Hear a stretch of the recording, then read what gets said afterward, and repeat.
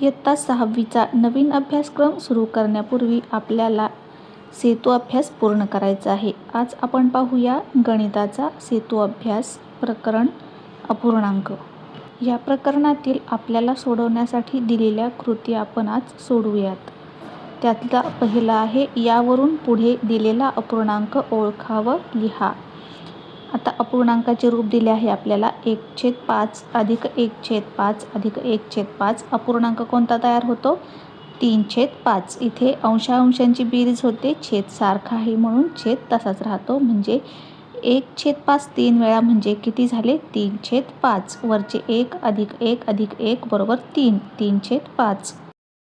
खालचा प्रश्न 3 वेळा 1/2 म्हणजे 1/2 अधिक 1/2 अधिक 1/2 म्हणजेच वरच्या अंशांची बेरीज होईल 1 1 1 3 वेळा म्हणजे 3 आणि खाली छेदामध्ये राहील 2 म्हणजे 3/2. उत्तर येईल 3/2. 1/7ची 6 पट म्हणजेच 6 वेळा 1/7 म्हणजेच 6/7. पुढे अपूर्णांक हे बेरीज रूपात, पट रूपात, गुणाकार रूपात असे लिहिता येतात. यावरून पुढील सारणी पूर्ण करण्यासाठी विद्यार्थ्यांना प्रोत्साहित करावे. आता ही सारणी आपण पूर्ण करूया. पहिला अपूर्णांक इथे आपल्याला करून दाखवला आहे 2/3. बेरीज रूपात कसा लिहिता येईल? 2/3 हा बेरीज रूपात लिहिता येईल 1/3 अधिक 1/3 म्हणजे अंशाची एकाची बेरीज होऊन वर अंशात होतील 2, खाली छेदामधले 3 आहे तसे राहतील म्हणजे होईल 2/3.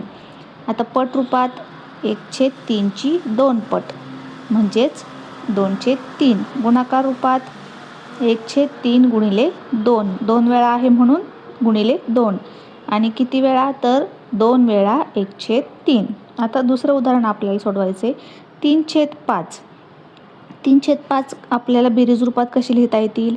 1/5 अधिक 1/5 अधिक 1/5. पट रूपात 1/5ची 3 पट कारण 3 वेळा आला आहे म्हणून आणि 1/5 गुणिले 3 गुणाकार रूपात लिहिता येईल आणि किती वेळा? तर 3 वेळा 1/5.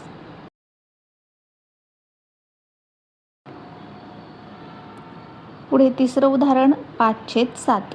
5/7 बेरीज रूपात 1/7 1/7 असं 5 वेळा 1/7 अधिक 1/7 अधिक 1/7 अधिक 1/7 आणि अधिक 1/7. पट रूपात 1/7ची 5 पट. गुणाकार रूपात 1/7 गुणिले 5 आणि किती वेळा? तर 5 वेळा 1/7. चौथं उदाहरण 4/5. किती वेळा बेरीज रूपात? 1/5 4 वेळा. अंशात 4 आहेत म्हणून 4 वेळा कारण 4 वेळा आपल्याला 1 1 1 अधिक केला तर उत्तर किती येईल? 4 म्हणजेच 4/5 4 वेळा. आता 1/5 4 वेळा. आता 1/5ची 4 पट रूपात आपण लिहिणार 1/5ची 4 पट. गुणाकार रूपात कसं लिहिणार? 1/5 गुणिले 4 आणि किती वेळा? तर 4 वेळा 1/5. पाचवं उदाहरण 6/7. 1/7 अधिक 1/7 असं 6 वेळा कारण अंशात 6 आहेत म्हणून आणि 1/7ची 6 पट. गुणाकार रूपात 1/7 गुणिले 6 किती वेळा? 6 वेळा 1/7. आता 6वं उदाहरण 5/9 म्हणजे 1/9 अधिक 1/9 असं 5 वेळा. पट रूपात 1/9ची 5 पट. गुणाकार रूपात 1/9 गुणिले 5 किती वेळा? 5 वेळा 1/9. पुढे आहे अपूर्णांक दर्शवणारी आकृती आपल्याला दिली आहे. त्यात आपल्याला लिहायचं आहे अपूर्णांकात आकृतीमध्ये पूर्ण भाग किती, अपूर्ण किती आणि त्याचा पूर्णांक युक्त अपूर्णांक तयार करायचं आहे आणि त्याचं वाचन आपल्याला करायचं आहे. पहिली आकृती आहे 2 पूर्ण गोल आहेत आणि एका गोलाचे 4 भाग करून त्यातला एक भाग दाखवला आहे म्हणजे चतकोर भाग दाखवला आहे.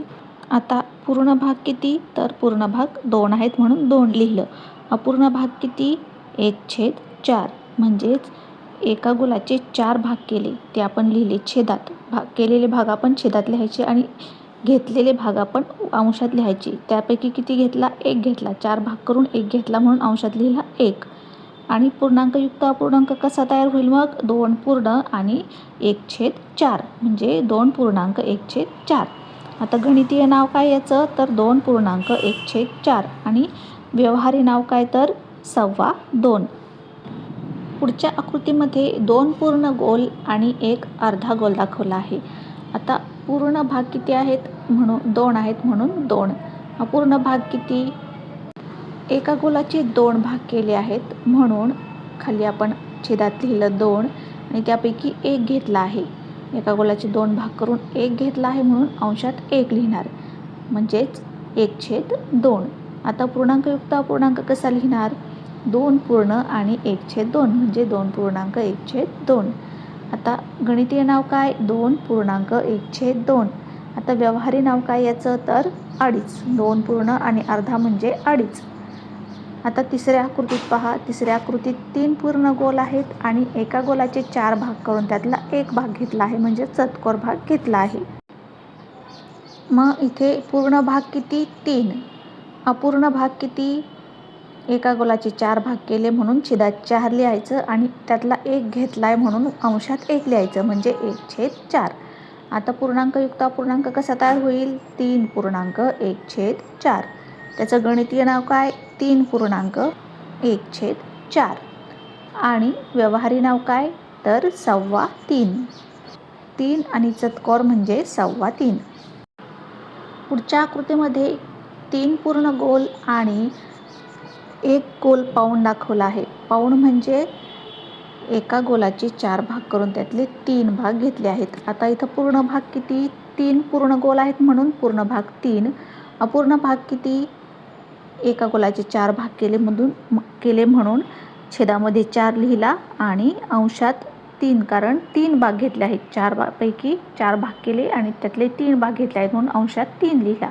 पूर्णांकयुक्त अपूर्णांक काय तयार होईल? 3.3/4. गणितीय नाव त्याचं 3.3/4 आणि व्यवहारी नाव 4.25. 4ला 1 भाग कमी म्हणजेच 4.25. पाचव्या आकृतीमध्ये 3 भाग पूर्ण घेतले आहेत. 3 गोल पूर्ण घेतले आहेत आणि 1 गोल अर्धा आहे म्हणजेच पूर्ण भाग किती?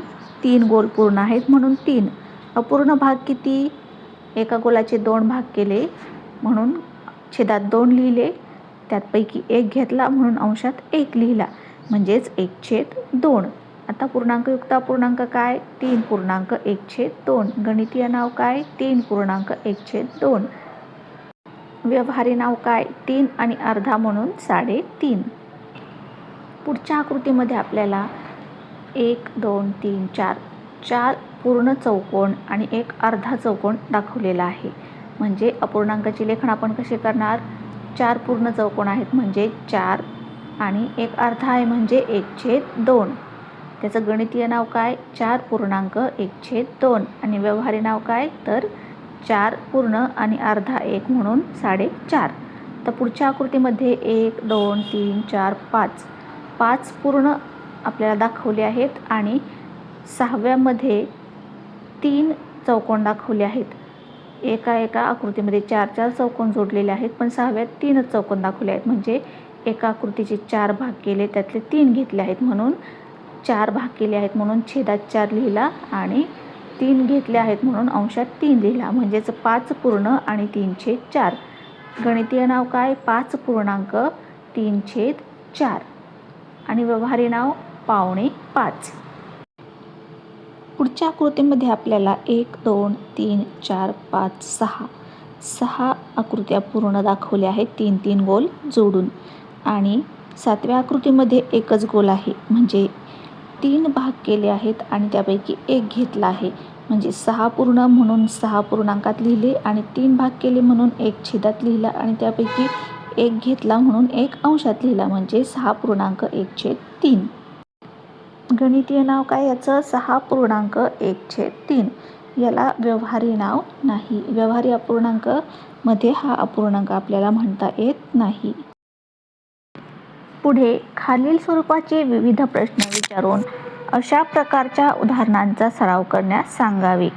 सराव करू. यामध्ये पहा. पहिला प्रश्न 20चा अर्धा भाग. 20चा अर्धा भाग म्हणजे 10. 22चा 1/2 किती? 1/2 म्हणजे अर्धा. 22चे 2 भाग करायचे, त्यापैकी 1 घ्यायचा. 22चे 2 भाग केले तर 11, 11चा 1 भाग होईल आणि त्यातला 1 भाग म्हणजे 11चा, म्हणजे 22चा 1/2 म्हणजे 11. 14 ही संख्या 28 संख्येच्या निम्मी आहे. 14 ही संख्या कोणत्या संख्येच्या निम्मी आहे तर 28च्या. 14 आणि 14 28. श्यामने 15 रुपये जमा केले. ही रक्कम रामने जमा केलेल्या रुपयांच्या निम्मी आहे, तर रामने किती रुपये जमा केले? आता 15 रुपये ही रक्कम निम्मी आहे, तर मग 15 आणि 15 किती? 30, म्हणजे रामने जमा केलेली रक्कम किती आहे तर 30 रुपये. आणि 30च्या निम्मे श्यामच्या आहेत, मग 30च्या निम्मे 15, म्हणजे श्यामचे किती आहेत? 15. 12 या संख्येचा पावभाग किती? आता 12 या संख्येचा पावभाग म्हणजे 12चे 4 भाग करायचे आणि त्याचा 1 घ्यायचा. 12चे 4 भाग केले तर 3, 3, 3चा 1 भाग होईल आणि त्यातला 1 भाग म्हणजे 3, म्हणजे 12चा पावभाग किती? 3. कोणत्या संख्येचा पावभाग 6 आहे? आता 6 हा पावभाग आहे. पूर्ण एक संख्या व्हायला 4 भाग लागतील, म्हणजे 6 4 वेळा. 6 4 वेळा म्हणजे किती? 6 चोक 24, म्हणजे 24चा पावभाग 6 आहे. 8चा 1/4 किती? 8चा 1/4 म्हणजे छेदामध्ये जे आहेत तेवढे भाग करायचे. 8चे 4 भाग करायचे. छेदामध्ये 4 आहेत म्हणून 8चे 4 भाग केले तर कितीचा भाग होईल? 1, 2, 2चा, आणि त्यापैकी 1 घ्यायचा. वरती 1 आहे अंशात म्हणून त्यापैकी 1 घ्यायचा. 2 2चे भाग झाले आहेत म्हणून 2 1 त्यातला घेतला, म्हणजेच किती भाग होईल? 1/4 8चा 2